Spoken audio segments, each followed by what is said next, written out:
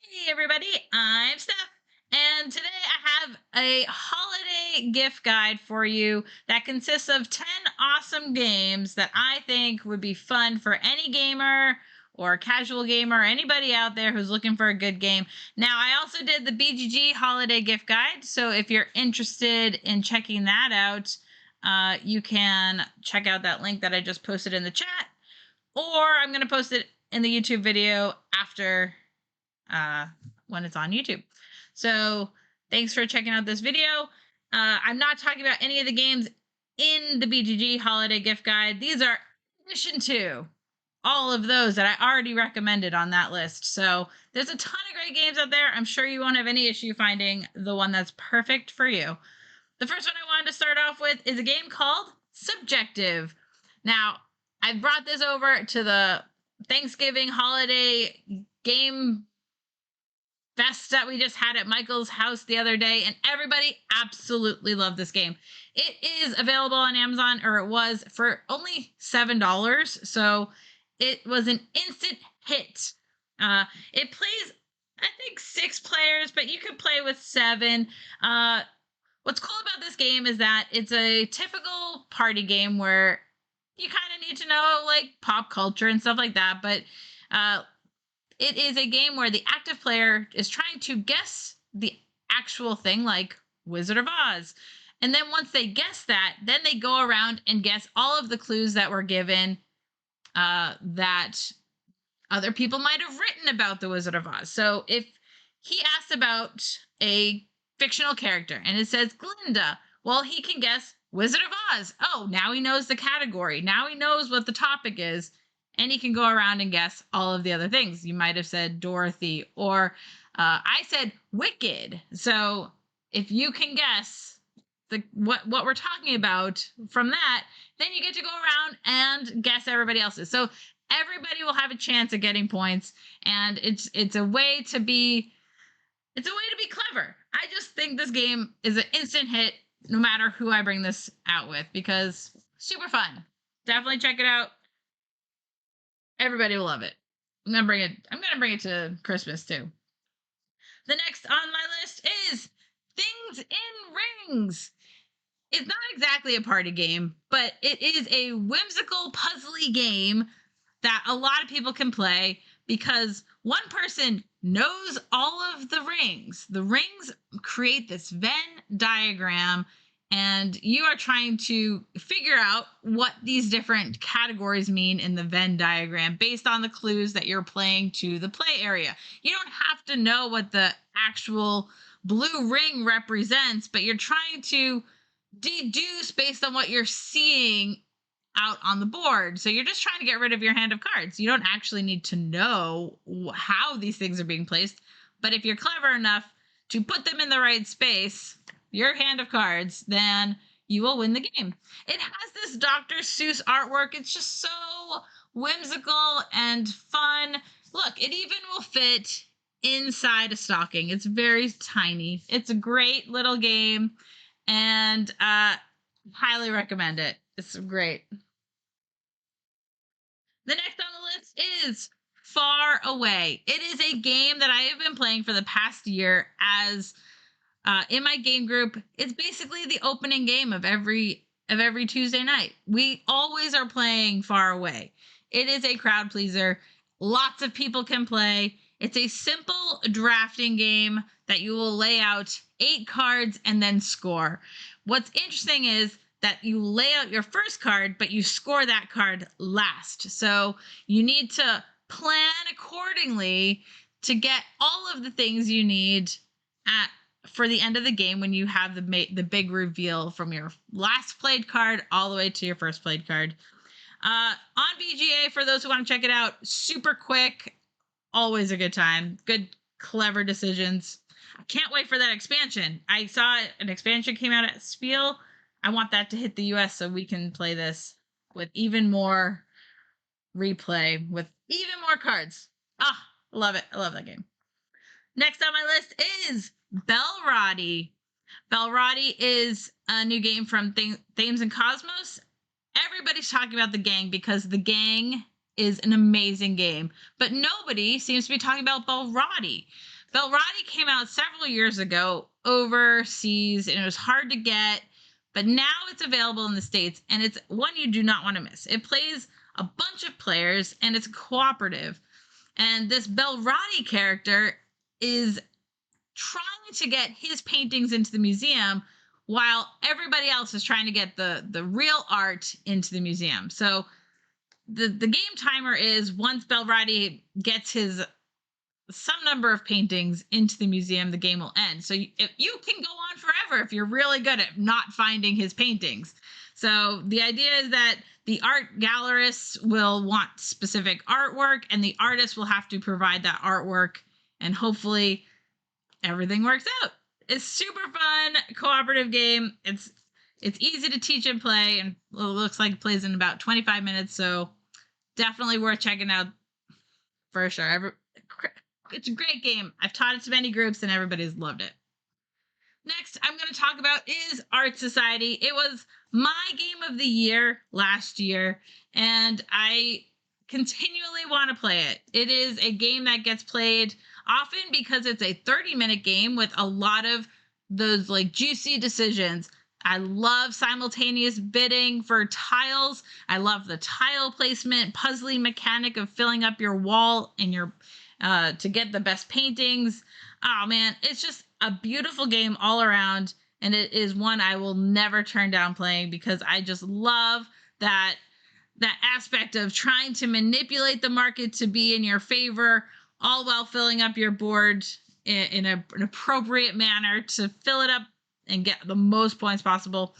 I love it.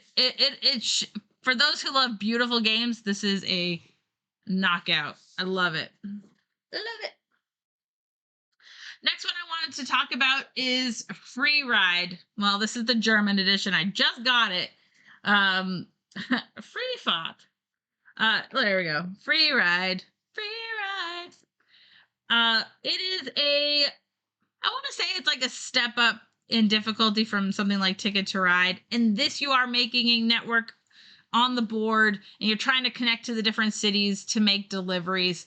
What's cool about this game is how the delivery cards come out, and you have to try and grab the great delivery routes when you can and hope other players are forced with longer and more difficult deliveries. So plan your routes wisely. Lots of great decisions in here.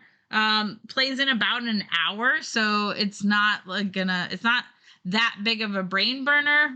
You'll still get all those great choices, and it's quick playtime. I mean, it's quick action. So like my turn, done. Next person takes a thing, they're done. It moves really well and has a great play. I'm excited to show this. We'll be playing this on stream pretty soon. The next one, I was so sad that I wasn't able to add this to the BGG holiday gift guide because it wasn't quite available yet. But now it should be available, and you should be able to get this in time for the holidays. And I highly recommend Tales of the Arthurian Nights. If you've heard of Tales of the Arabian Nights, then you should be at least familiar with the concept of what's going on in this game.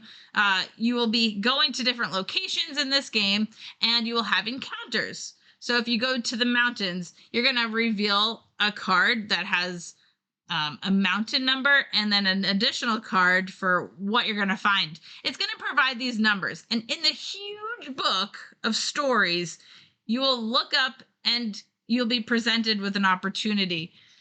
It might say, you have found a giantess, and she is in pain because something is hurting her. Do you want to love her or do you want to fight her? And then you will have to decide what you're going to go do.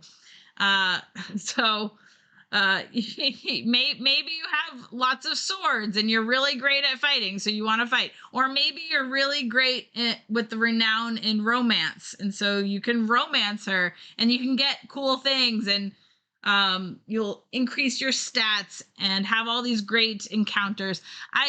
It's more about the stories and the encounters than about perhaps scoring points, but you will have an experience. This is an experience game that is fairly easy to explain and play and just jump into. So I can't speak highly enough about this. One of the best games this year. So I hope more people get to check it out. It's really, really heavy, but it's great and worth all of the pounds it provides. Make sure to check that one out. The next one is a few years or a year old at this point, but I want to talk about Nucleum. This is for the heavy strategy gamer who might like Brass, for instance. Other board and dice titles that are on the heavier side of gaming, because this one is going to be a few hours long when you play it. Even longer the first play when you're reading through the rules. But you will have, it's another network game where you are building up a network. You can also use other people's networks that they have built. So keep that in mind. But what's really fun about this game is that you have these action tiles, and you're going to be using these action tiles and taking different actions. And so you don't want to lose these action tiles because they're your way of taking actions, but you're going to also need these actions to build your network. You're going to lose these tiles that you're getting. So plan wisely. I love trying to plan and think about every action I'm going to take in the next like 5 turns. Okay, this now, then this, then this. Okay, I love planning games like this because you might instantly have to pivot if other players are then change what they're doing. So if you see someone build over here and you were planning on building over here, well, now you pivot and now you have to go build over here instead. So, oh geez, now what? How am I gonna get this nucleum resource that I need? Super fun. I've been itching to play the new expansions. I know there are new expansions. I haven't yet played them, but highly recommend. The next one I want to talk about is one that I've just been playing recently. I learned it at BGG and I just played it yesterday again. This is Thorgal, the board game from Portal Games. It is a cooperative adventure type game. It's not necessarily a campaign game. You don't need to play with the same groups as you play through the different scenarios, but it is a scenario based game where you can pick a chapter and just go for it. And this one, super challenging. You might be familiar with Robinson Crusoe, the other Portal game that's cooperative, very difficult to win. We found this is also very difficult to win, but we wanted to try it again and bring it back to the table and see if we can succeed at a different strategy. It is super cool because you get to level up your characters at different points depending on what encounter you might have. There's polyomino shapes that you're going to use to plan out your journey and take wounds with. So if you take too many wounds, you might not be able to fill up your player board with these shapes, and if you do, well, then everybody dies, you lose, so you have to try it again.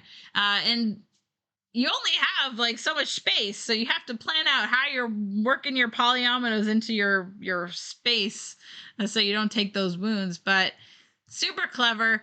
I like the way that the actions are working because there's action pawns that are out there, and the actions you're taking might trigger off other people's pawns that are on the board. So I think there's a lot of really cool mechanics going on in this one. So I'm really excited to show this one on stream, hopefully really soon. Really cool. Really cool. The last one I'll talk about is a super heavy Feld game that just came out called Civolution. Yeah, so if you're into Steph and Feld games, you might like this. You might not. It is definitely probably his heaviest game yet. There are a lot of rules. There's a player, instead of a player like player aid. It's like a player aid book. So if you have any questions, you look through this book.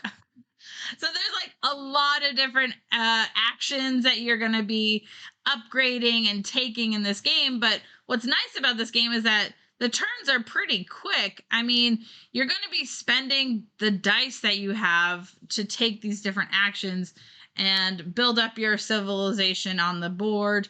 But you also want to build up your your actions that you're taking so you can get better actions instead of just the standard one move. Maybe you can upgrade it to two moves. So a lot to think about. I've played it now 4 times, and I would say I'm fairly good at the game now. After 4 plays. I mean, it took several plays for me to feel like I know what I'm doing in this game. So it'll probably take you a few plays to feel a similar way. If you know what you're doing on the first play, well, good for you, because that's amazing. I felt like totally lost my first one. I'm like, it's good. I'll try this. You're just gonna try things. There's a lot you can't do it all, but you want to do a lot of things, but not all of it. So again, you want to focus, but you need to do the upgrades, and you need to get more dice, and you have to do all these things and build up the board. You want more people, but you also have to feed those people. So it's a lot, but you're gonna like it. I promise. It's a lot of fun. Again, not for the lighter gamers, I would say. It's definitely a long teach. It's a long play, but worth it in the end. All right, so now I had 5 expansions I wanted to quickly mention because who doesn't love a good expansion? I love expansions, and I don't feel like expansions get highlighted enough. So the first one is pretty obvious. I'm going to talk about Ark Nova Marine Worlds. I think it's been out about a year now. You get all that extra content for Ark Nova, which is it's a great game, and I'm excited to see it now pop up on BGA. Lot of new cards, slightly new mechanics. So just a lot more cool things happening. You know, your 5 starting cards in Ark Nova, well, you get to upgrade 2 of those at the beginning of the game. So you might get special powers, and other players will have other unique powers as well. Even that slight change is awesome. So, oh, love it. Next I'll talk about is Furnace Interbellum. We did a video for this one. I love Furnace, and this expansion is fabulous because you are given this dial that you can use coal to set as a purchase. So you can wait out everybody and then suddenly say, I have a 6 here, and then go on to the location and take it over when everybody else could have maybe done a 5 or a 4. So yes, you can overbid the 4s. Such a clever bidding mechanic in Furnace in general. So if you're into a lighter, like, engine builder game with a really cool, I don't want to say auction, but bidding game, Furnace and Furnace Interbellum, super cool. Highly recommend. Next I'll talk about is Marrakesh Camels and Nomads. I have played Marrakesh a bunch now and played with this expansion a few times. I don't recommend playing this as like the last game of the night because it's a heavy game by itself, just Marrakesh. But when you're adding in Camels and Nomads, there's a ton of modules here. And you could easily just like blow someone's brains because it's like so much stuff. For me, I love it. I think the camels that you're adding in this expansion are awesome. There's a camel track. You're racing these camels. But what's really cool about this track is when you collect one of your little resource cylinders, you can, instead of putting it on your board, you can put it on the camel track and then move the camel forward. So all of, like, if you are taking one that you just like, I don't need this one at all. Now you have a really good place to put that resource that you didn't really need before. You can put it on the camel track and help you advance on that racetrack. super great. Nomads are awesome as well because it is a wild resource that you're spending a lot of money for, but it is wild and you can change it from location to location. Oh, it's just so great. If you're familiar with Marrakesh, I highly recommend this expansion. It just gives you that much extra goodness. There's even more modules in this. Yeah, it says 6 new modules. So I haven't even played some of them. I've played most of them, but yeah, I love Marrakesh. This is another Stefan Feld game, by the way. It's a fairly heavy one. Tons of choices. Beautiful game. Yeah, that's great. Michael hasn't even played that one. The next I'll talk about is The Lost Fleet with For Gaia Project. I played this as a solo game a few months ago, and I love Gaia Project. I love that they made an expansion for Gaia Project. This expansion is so great. It adds new locations where you can build. It adds these Lost Fleet tiles that you can visit. If you have a little pond there, then you can start taking actions over there. It just gives you that much more to think about. Would not recommend teaching this with the base game to new players. It would be just a little bit too much, I think. But for those who already love Gaia Project, this should be a no-brainer. No-brainer. The last I want to talk about is actually two, but they're both for Eclipse. We got Eclipse, Outcasts, and Seekers. Eclipse is like an amazing game. I love Eclipse. I have played the heck out of Eclipse, the first Eclipse. I've just started playing the new Dawn, the second Dawn for the Galaxy, the second edition. And so I'm glad to see that they're bringing these expansions to life for that edition. Haven't got into it fully, but more races for Eclipse is always acceptable. And I just want to play it and play it and play it and play it some more because Eclipse. I love it.